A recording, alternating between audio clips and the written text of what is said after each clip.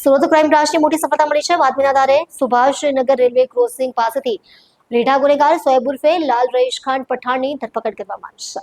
આરોપી અગાઉ પાસા હેઠળ જેલવાસ ભોગવી સામે પર્સ સ્નેચિંગ, મોબાઈલ સ્નેચિંગ સહિત 47 જેટલા ગુનાઓ નોંધાયેલા છે.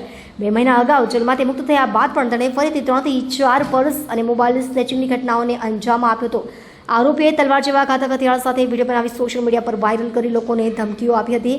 આ અંગે ડિંડોલી પોલીસ સ્ટેશનમાં પણ ગુનો દાખલ થયેલ છે. પ્રાથમિક પૂછપરછમાં આરોપીએ સલાબતપુરા, સચિન, પાંડેસરા અને મૈદરપુરા વિસ્તારના 9 ગુનાઓની કબૂલાત કરી છે. પોલીસે આરોપી પાસેથી 80,096 મોબાઈલ ફોન રિકવર કર્યા છે. 4 તોલા સોનું અને આઈફોન 60 પ્રો સહિત કુલ 5 થી 6 લાખનો મુદ્દામાલ રિકવર કરવાની તજવીજ ચાલુ છે. આરોપી ખાસ કરીને મૈદરપુરા અને સલાબતપુરા વિસ્તારને ટાર્ગેટ બનાવતો હતો.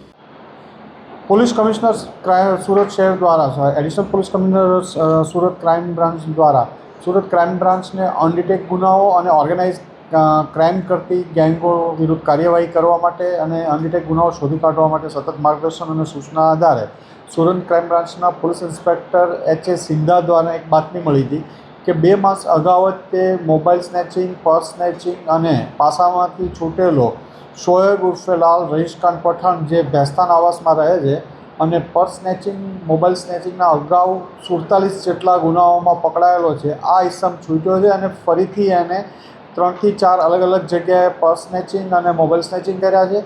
આ ઉપરાંત એણે એક વેપન તલવાર સાથે ગુપ્તી જેવું બનાવી અને વિડીયો પણ વાયરલ કરેલો હતો અને કોઈ ઉપર એસોલ્ટ કરવાનો પણ પ્રયત્ન કરતો હતો, કોઈની ધમકી પણ આપતો હતો. આ અનુસંધાને અલગ અલગ પોલીસ સ્ટેશનોમાં અનડિટેક ગુનાઓ દાખલ થયેલા હતા. આ બાતમી આધારે ક્રાઇમ બ્રાન્ચની ટીમે એને સુભાષનગર રિવરફ્રન્ટ પાસેથી પકડી પાડ્યો અને એની પૂછપરછ દરમિયાન અલગ અલગ 6 થી વધુ ગુનાઓ શોધી કાઢવામાં ક્રાઇમ બ્રાન્ચની ટીમને સફળતા મળી છે. જેમાં સલાબતપુરામાં પર્સ સ્નેચિંગનો બનાવ છે, જેમાં 1 લાખથી વધુની કિંમતનો છે. ઉપરાંત સરથાણામાં 4 તોલા સોનું, 2 મોબાઈલ એટલે કરીબન 5 થી 6 લાખ જેટલો મુદ્દામાલ છે. પાંડેસરામાં આઈફોન 16 પ્રો હતો જે મુદ્દામાલ રિકવર થયેલો છે. આના ઉપરાંત ડિંડોલીમાં વિડીયો વાયરલ કરવા બાબતનો પણ એના વિરુદ્ધ ગુનો દાખલ થયેલો છે. મૈદરપુરામાં પણ એના વિરુદ્ધ 2 ગુના દાખલ થયેલા છે.